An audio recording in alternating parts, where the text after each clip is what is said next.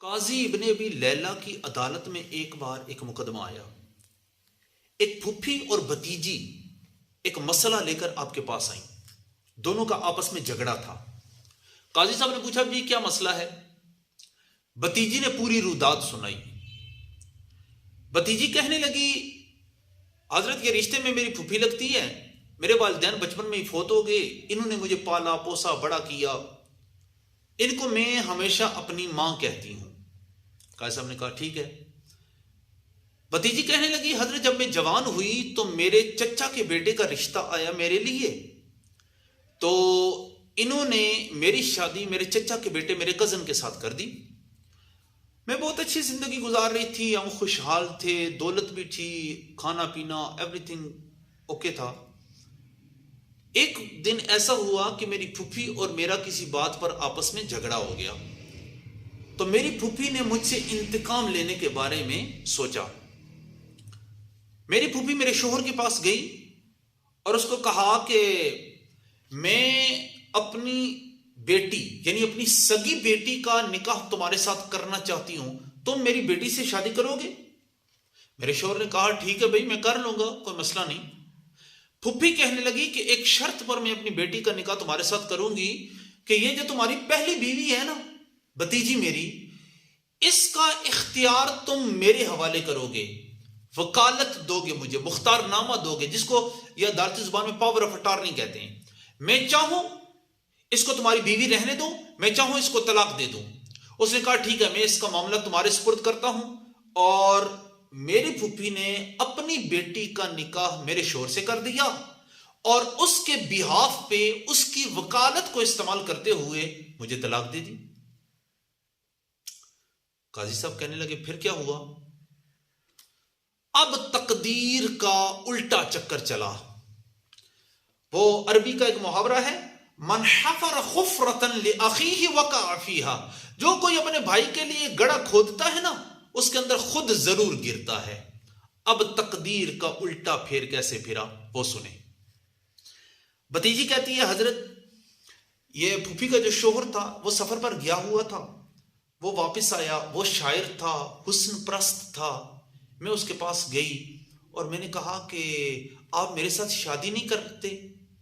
मैंने उसको शादी की ऑफर की, वो बहुत खुश हो गया।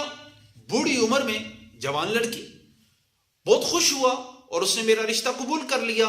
लेकिन मैंने शर्त ये रखी कि फुफ्फी का मामला मेरे सुपुर्द है, वो वकालत मुझे दोगी, उसकी पावर ऑफ अटॉर्नी मेरे पास होगी, मैं उसके साथ जो चाहूं कर लूं। उसने कहा, ठीक है, मैं तुम्हें वकील बनाता हूं, तुम जो चाहो करो। वो भतीजी कहती है, मैंने अपनी फूफी को तलाक दी। इद्दत गुजरने के बाद मैंने अपने एक्स फुफड़ा के साथ शादी कर ली। सब कहते हैं, इसमें मसला कौन सा है? भतीजी कहने लगी, जी मसला यह है कि थोड़ा सा ही टाइम गुजरा, कुछ अरसा गुजरा, उस शोहर का इंतकाल हो गया, उसकी सारी प्रॉपर्टी, जायदाद, मालो दौलत, मवेशी, जो कुछ है वो सारा विरासत में मुझे मिल गया। अब मेरी फूफी मेरे पास आती है और आकर कहती है कि विरासत में मुझे भी हिस्सा दो।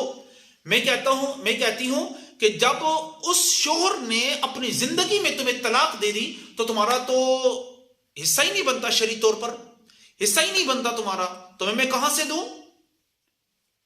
काजी साहब कहने लगे उसकी फूफी को कहने लगे कि ये बात तो ठीक करती है, तुम्हारा तो हिस्सा बनता ही नहीं है।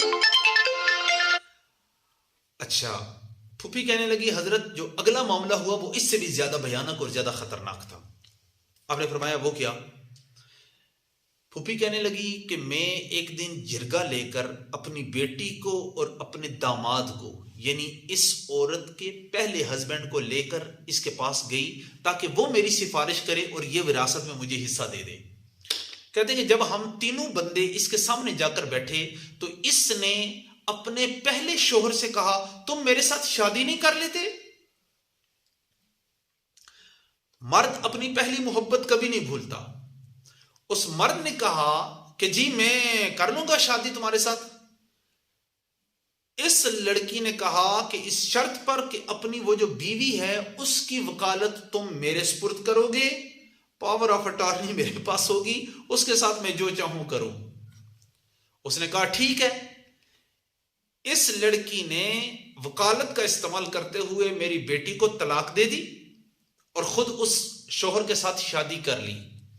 अब फूफी कहती है हजरत क्या ये ज्यादती नहीं है कि दोनों मर्दों पर भी कब्जा इसी ने कर लिया और दोनों की विरासत भी इसी ने हासिल कर ली और हम मां बेटी बिल्कुल नहत्ते हो गए हैं, हमारे पास है ही कुछ नहीं। अल्लाह अकबर कबीरा। काजी साहब, काजी इब्ने अबी लैला अपनी जिंदगी का सबसे इसको अजीबो गरीब वाकया बयान करते हैं। आप सुनाया करते थे, लोग भी ज़ारो कतार हंसा करते थे। कहते हैं कि मैंने उस औरत को कहा तलाक देना भी जायज है, इद्दत के बाद निकाह करना भी जायज है। जब शोहर तलाक दे दे तो फिर विरासत का हक भी खत्म हो जाता है। और चूंकि इस औरत ने दोबारा पहले खावंद के पास जाने से पहले फ़इन तल्लक़हा फ़ला तहिल्लु लहु मिन बादु हत्ता तनकिहा ज़ौजन गैरा, उस शर्त पर भी अमल किया हुआ है तो वो भी जायज है। सारा काम ही जायज है, इसमें नाजायज वाली बात कौन सी है? फूफी खामोश हुई। आपने वही मुहावरा पढ़ा। आपने फरमाया मन हफर हुफ्रतन लिअखीही वक़अ फ़ीहा। याद रखो जब भी तुम किसी के लिए गड़ा खोदोगे सबसे पहले उस गड़े में तुम खुद गिरोगे। अल्लाह पाक हमें समझने की तौफीक अता फरमाए, हर इंसान के लिए आसानियां पैदा करें। जब भी कोई आदमी किसी दूसरे के लिए मुश्किलात खड़ी करने की कोशिश करता है तो सबसे पहले उन मुश्किलात के साथ उसी का ही सामना होता है। अल्लाह पाक समझने की तौफीक अता फरमाए। वमा अलैहि इल्लल बलाग।